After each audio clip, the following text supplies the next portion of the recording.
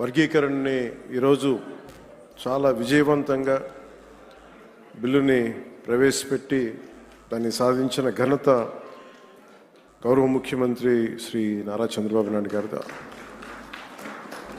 అలాంటి సక్సెస్ఫుల్ ఈ రోజున శాసనసభ్యులందరూ ఈ క్రీడా సమ్మేళనం తాలూకు మన ప్రైజ్ డిస్ట్రిబ్యూషన్ కానీ అలాగే ముఖ్యంగా కల్చర్ ప్రోగ్రామ్ చూస్తే నాకు నేను చేసిన గబ్బర్ సింగ్ సినిమాలో నా పోలీస్ స్టేషన్ సీన్కి వచ్చింది, చచ్చిపోయాను నిన్న.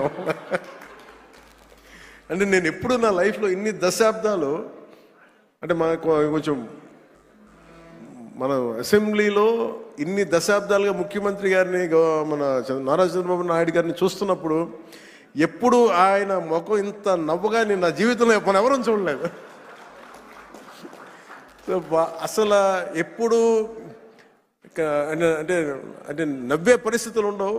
ప్రత్యేకించి ఇందాక మన గౌరవ శాసనసభ్యులందరూ కల్చరల్ ప్రోగ్రామ్ చేస్తూ ఉంటే ఒక నియోజకవర్గాన్ని బాధ్యత మోసే ఎమ్మెల్యేకి ఇన్ని బాధ్యతలు ఉంటే 175 నియోజకవర్గాలు, ఆల్మోస్ట్ ఒక ఇన్ని పార్లమెంట్లు, 25 పార్లమెంట్లు, ఒక రాష్ట్రం, ఇన్ని కోట్ల మంది జనం బాధ్యత మోసే వ్యక్తి నవ్వు రావడం అనేది ఉండదు. ఎప్పుడు లోపల ఎలా చేయాలి సమస్యను ఉంటుంది. అలాంటి వ్యక్తికి మీరు, అలాంటి బలమైన నాయకుడికి మీరు నవ్వు కలిగించినందుకు మనస్ఫూర్తిగా మీకు చేతులెత్తి నమస్కరిస్తున్నాం.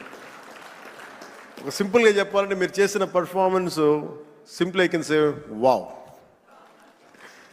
అసలు ఎంత ఆనందాన్ని ఇచ్చిందంటే నేను మర్చిపోయాను. నేను అసలు అంటే నేను ఇంటికి వెళ్ళి కూడా కొన్ని రోజులు నవ్వుకునే పరిస్థితి ఉంది నాకు.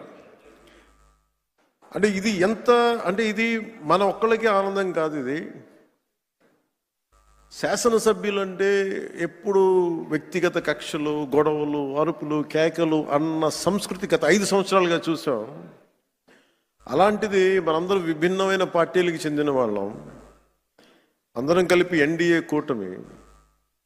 అలాంటి ఇదే వేదిక మీద అనుకుంటగా మన ఎన్డీఏ కూటమి మొత్తం ఆ రోజున పురంధేశ్వరి గారు కానీ నేను కానీ అందరం ఆ రోజున గౌరవ ముఖ్యమంత్రి గారిని ప్రతిపాదించినప్పుడు ఒక కొత్త ఆశ కలిగింది. రాష్ట్రానికి 5 కోట్ల మంది ప్రజలకి, దేశానికి ఒక